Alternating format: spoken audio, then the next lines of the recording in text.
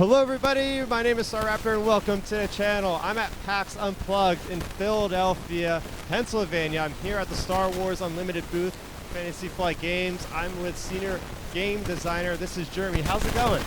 That's going great. Yeah, it's good to be here. Oh yeah. So first of all, is this your first time at PAX Unplugged? It is, yeah.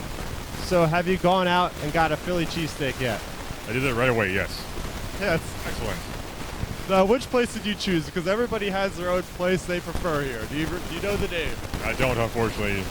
First place, that's how I'm going there. Yeah, so we prefer gyms, but there's lots of choices. But how was it? How did it taste? It was great. Do you recommend gyms? Maybe I'll try going there tonight. Yep, right on South Street. So there we go. So we're here not to talk about cheesesteaks, but we're here to talk about an awesome upcoming Star Wars trading card game called Star Wars Unlimited. I just got a chance to play it for the first time. It was super awesome. Can you tell us, Jeremy, exactly how to play this game, what it's about? Oh yeah, it's a trading card game. It's pretty fast-paced, highly interactive. You each get to choose a character from Star Wars and play kind of as that character. That character can come in and play and then have a really big, powerful ability. You get to kind of build your deck around that character if you want. And yeah, there's a lot of wide variety of cards. This is, of course, Star Wars IP, so all your favorite characters will eventually make it in the game. The first set's more focused on the kind of original trilogy, so you'll see a lot of Rebel versus Imperial stuff. But as the game expands, we'll delve into further eras and further content, which makes it really, really exciting. Yeah, you said fast-paced, and that's the first thing I thought of when I was playing this, because unlike a lot of other card games, every single thing you do, the other player gets to do immediately after. So you're constantly taking turns. There's not a lot of big space in between where the other person's sitting around, twiddling their thumbs as the other person's going with like 3 or 4 activations at once. So that's one thing I really like. But how do you guys distinguish yourself from the competition out there? Besides what I just mentioned, how is this unique compared to the other trading card games? I think there's a lot of things that are, as a whole, that blend together really well. We have the alternate action system. We have 2 different arenas, the space and ground arena. So that's really cool to have, if you focus on one or more, be a lot of interaction there. We have leaders that start and play on one side, and are double-sided, can enter play doing a different thing as a powerful unit on the other side. We have bases to go along with that, so choosing a leader and a base, which 2 to combo with, can be really interesting. The draft and sealed, I think, is very excellent. We've made sure to focus on that a lot, so you play head-to-head, draft sealed. We'll eventually do multiplayer as well. I love the resource mechanic where any card in your hand can become a resource. So you're never stuck not drawing resources or drawing too many. It gives a lot more choices, a lot more variety. But yeah, it's still pretty easy to learn, but there's a lot of layers of depth. So really cool stuff. Oh yeah, I mean, my girlfriend, she hasn't ever played a card game, and she picked this thing up so darn quick. So I like how it's kind of easy to learn, hard to master, I would assume. It's not Star Wars without the space. So I love how you guys integrated space and having really cool vehicles and ground units, and especially with the commanders. I think that system's really neat because all of us fans have our favorite Star Wars characters. Mine is Luke, it's the easy answer. But like somebody out there might like Vader, somebody might like Boba Fett, and you could run an entire deck based off of your own specific character. So Star Wars is so central to the heroes and the villains, so I love how you guys really put a center focus on them. Now, I know it could be really difficult, it might be like choosing a child, but do you have a favorite commander so far out of everything that's been revealed so far? That is really tough. If I had to choose one right now, I guess go with Boba Fett. It's just a lot of fun playing with him since day one. He's quite powerful.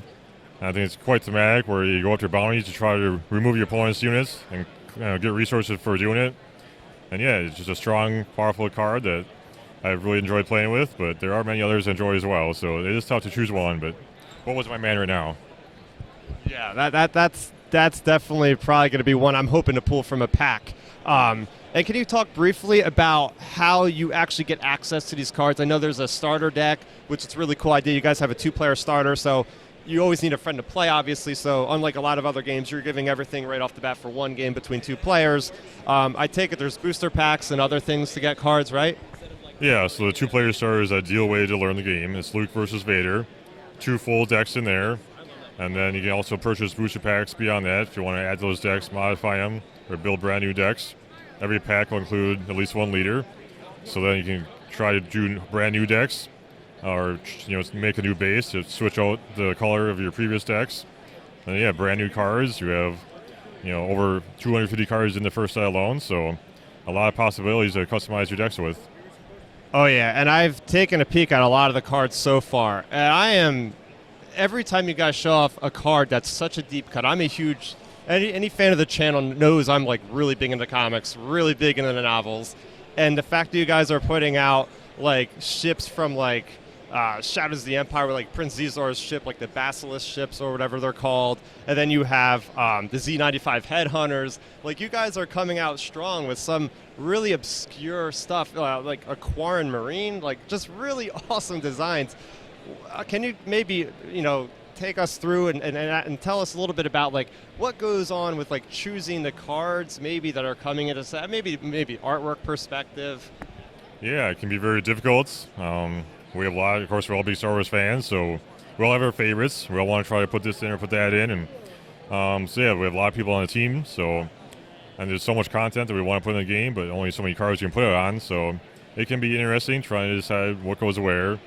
So at least with set 1, we want to focus on the original trilogy. So it's nice to have a big focus on a set, but then we want to also throw in a few things here that might not fit, just to show off. Yes, this is kind of all eras, whatever you want, wide open.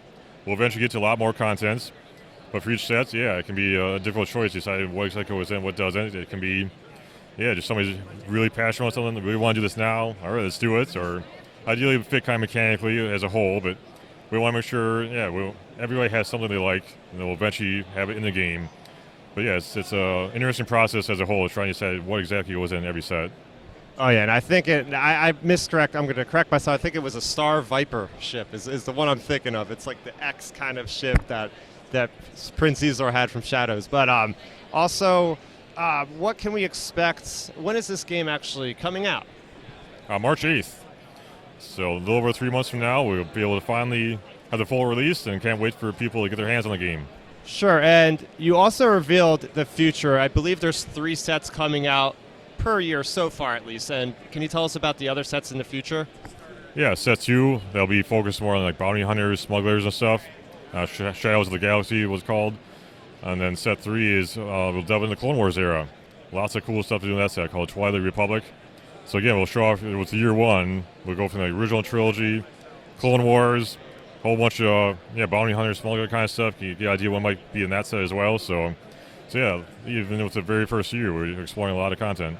Yeah, I am just so excited for this game from both an artwork perspective. I will say, I want to mention, from playing the game, you guys have such thematic, great design with the cards. We were playing around with C-3PO, and in fact, you have to calculate the odds, essentially pull a number out, or for instance, when you play No, I Am Your Father, the other player has to either say no to drawing cards or taking like a massive amount of damage. So I love how you guys are just having a lot of fun with the overall design. Is there any card in the game right now that you like, as far as like the most out of the coolest designs like that thematic wise?